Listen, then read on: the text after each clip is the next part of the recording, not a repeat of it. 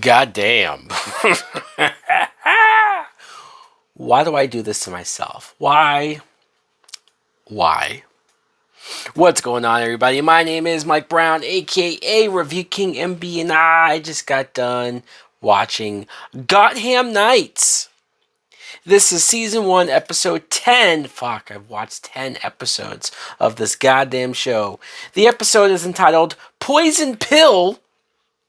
At the very beginning, obviously, fake Batman's son. He's become sick after he was nearly killed, his throat slit by the Court of Owls, only to be brought back to life or healed by that black meteor rock thingamajiggy. And even though he was healed, though, it poisoned him. Great. So he was poisoned, and he just becomes very ill, deathly ill, and the whole episode is the team trying to help him. There's one scene where fake Batman's son yells at Carrie Kelly because Carrie Kelly supposedly knew that Batman accidentally killed his parents and that's why he adopted him. I mean, I'm sure there's more to that story there. I just don't really give a fuck. So maybe Batman was doing something. Maybe it's Ben Affleck's Batman who was openly blowing stuff up and his parents happened to get blown up. And so, yeah, he feels guilty for it.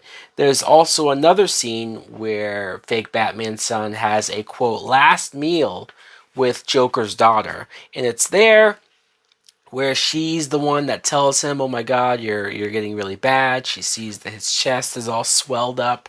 And this eventually leads to...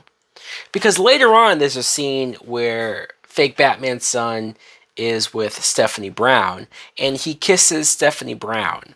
And this was weird because Stephanie Brown was like not really into the kiss. She even tells him that, yeah, I always thought that if we kissed, I would have felt something, but I don't. In fact, it's kind of like when I kissed that random dude from a few episodes ago, basically confirming that Stephanie Brown, did I say Stephanie Brown? That Stephanie Brown is a lesbian. Like, they're setting that up. She's probably 100% figuring that out and realizing that right here, right now. And that leads to another scene later where fake Batman's son is talking to Joker's daughter. And what does he say to her? Oh, hey, you're always upfront with me. You're always real. You're always willing to tell the truth. And then they make out. They hook up, in fact. So I think this show was created solely based off of the pitch of, we're going to have Batman's son hook up with Joker's daughter. I think that's really what the CW producers wrote down and said, all right, now let's create a show all based upon that. Because, yeah, that happened. It felt like the most CW, the most Riverdale scene when the two of them realize that they have feelings for each other and just pounce on top of each other. Speaking of that, the brother character, he goes up to his sister and says, hey, I noticed that you're giving the cold shoulder to Stephanie Brown once again. What's up with that? Mind you, the beginning of the show, he noticed that his sister was being a bitch to Stephanie Brown. So he goes to his sister and says, hey, why don't you ease up on Stephanie Brown? She's on our side. She's helping us. Like, don't be so mean. Then, a couple episodes later, you see that not only is she, the sister, being nice to Stephanie Brown, but she potentially has feelings for Stephanie Brown. And the brother notices that, and he goes up to his sister and says, hey, maybe Stephanie Brown's not the best person for you to fall for because she's straight, and you like to go after people that you can't have, and you're going to get hurt. So back off a little bit. The next episode... oh, you're being mean to Stephanie Brown. Why is that? Why can't we be nice? It's like, dude, make up your goddamn mind. Every other episode, he's questioning everything that his sister does. It's annoying. We get the cops arrive. So the cops have finally figured out where fake Batman's son is, where the group is. And I thought to myself, wow, 10 episodes. And they just now figured out that they're all hiding at the goddamn school. only to find out that it's really bad cops, Court of Owl cops. They're following the radioactive trail, which at least there's some logic to the idea of, like, hey, group, team, you've been bringing fake Batman's son back and forth. Hell, you've been leaving the school back and forth. Somebody should have been able to track you, or somebody should have been able to figure out, triangulate wherever the hell you are. They used the radioactiveness in order to find him. It was silly and dumb, but I kind of was like, oh, well, what's going to happen now with the show now that they know where they are? They just moved fake Batman's son out. Somehow, Carrie Kelly was able to get fake Batman's son to the hospital without anyone seeing them on one of the top floors, told her mom, brought her in, and the mom had to save fake Batman's son's life. And then right after that, she was able to sneak fake Batman's son out of the room, out of the building. I'm like, come on. I know it's a superhero show. I know it's a comic book show. Not really, because it's not based off of anything. It's just them bullshitting and making shit up. But still, just because you're in this genre, if you want to call it a superhero genre, doesn't mean you get to be dumb. You still have to have logic. You still have to say, is it realistic that Carrie Kelly would have been able to get fake Batman's son in and out of this hospital? Like, try a little harder here. It's just, it amazes me how much dumb shit was in this episode. Carrie Kelly's mother is not happy about this, not for this at all. And then we get this other side plot. Let's talk about this. So the random dude that liked Stephanie Brown, right? The one who took the fall, took the blame, and claimed that he helped the Gotham Knights group.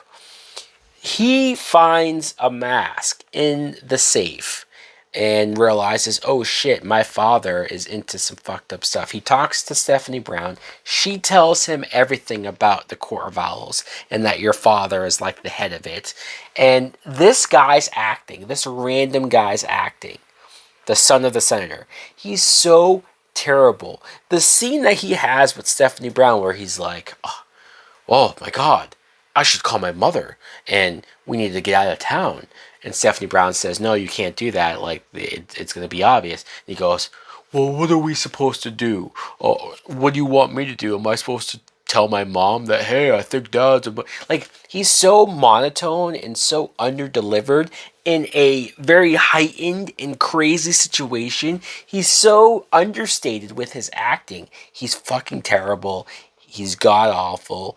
The scene later on when he's talking to his mom and he tells her, hey, I found dad's mask. I know that he's behind this group. I know that he killed somebody. We need to get out of here. I'm emoting more emotion just now explaining the scene than he did delivering it. He was just like, hey mom, I know this is a lot to take in, but we really need to get out of here and don't worry about dad because I'll protect you and blah blah blah blah blah. Mumble mouth over here. It was just like, holy fuck, get rid of this actor. He's terrible, and terrible by CW standards. Thankfully, the mom kills him, so the mom kills her son, and I was just glad to be done with that shitty fucking acting. And then it's revealed that the mom is also a part of the Court of Owls. Now, I like that twist. I was a little surprised by that, because the mom was already set up as somebody that hooks up with Harvey Dent behind her husband's back. She gave this whole speech to Harvey Dent earlier, where she said she was afraid of him, blah, blah, blah. So you bought that maybe she wasn't a part of it or wasn't aware of it. So the twist that she is behind it, and when she tells the husband that she killed the son and it's because of you and your carelessness and you left evidence lying around, now you go clean this up, you realize that, oh shit, she's the one running the show. She's top dog. She's probably in a higher position in the Court of Owls than even the husband is. So maybe that's the one thing that I can say was halfway decent, although it was roped into the shitty acting of the son, so that doesn't help. And then at the end of the episode, the father takes the son's body, has him in a casket, but then the son wakes up, like his eyes wake up. So I guess they use the meteor to bring the son back to life, but I thought, Why are we bringing the son back to life? He should be dead. Kill him off. Actor's terrible. And maybe the son now will go on to be evil, but I just could not give a fuck less. Harvey Castiel, after the reveal in the video camera footage of him talking to his other personality, or the other personality recording a message, he takes a pill that enables him to enter this dreamlike state, because pills like this exist, and he's able to communicate, talk one-on-one with the Two-Face persona. And they're talking back and forth, and he's explaining everything to Harvey Dent, Harvey Castiel. Hey, I'm the one who did this. I'm the one who did that. When you lose time, explaining everything that we already fucking figured out. He brings up his father and how he killed his father and the father abused them. And they're going through all of this backstory and history of Harvey Castiel very quickly, very just boom, boom, boom. It's almost like they're just reading the fucking lines. It felt like the cheapest low rent version of Moon Knight, because Moon Knight, the entire, and I'm not trying to make it DC versus Marvel, no, it's more of like bad quality versus what I thought was better handled of a split personality situation. Moon Knight dealt with a character who had a split personality and he wasn't aware of it, and the way how they unraveled that over time, over episodes, and the way how they eventually had those two personalities communicate. I mean, even if you don't like the show, you have to admit that that part was handled very well compared to this bullshit. And this slapped together just lackluster, underdeveloped type stuff. Harvey Dent is an amazing character. I'm sick to death of CW and HBO Max, if we want to throw in Titans, misusing these DC characters, misusing these Batman characters, Batman villains. I mean, the Batman's Rogues Gallery is the best comic book rogues gallery I've ever read and seen. And it's a shame that so many shitty writers are getting their hands on them. They don't know what to do with them. They don't know how to handle them, how to present them. I'm sorry, Misha Collins, but the acting is just not there. The two personalities having to fight each other, but it's so clearly, obviously a stunt double. Like, I know that's what you have to do, but it's not even being shot well enough to hide the fact that it's a stunt double. And so Harvey's able to wake up. I missed this a few episodes ago, when Harvey was talking to a doctor. The doctor is Dr. Chase Meridian. She comes back here to check on Harvey to see if he's okay. And I was like, holy shit, they brought Dr. Chase Meridian, the made-up character that Nicole Kidman played in Batman Forever. Huh? I mean, there's a part of me who loves Batman Forever since he was a kid that thinks it's super cool, but then it's like, that's random as all hell. I don't even think the type of doctor she was in Batman Forever matches up to the type of doctor they have her. Anyways, all of this is just a big, gigantic, ginormous mess. I'm watching.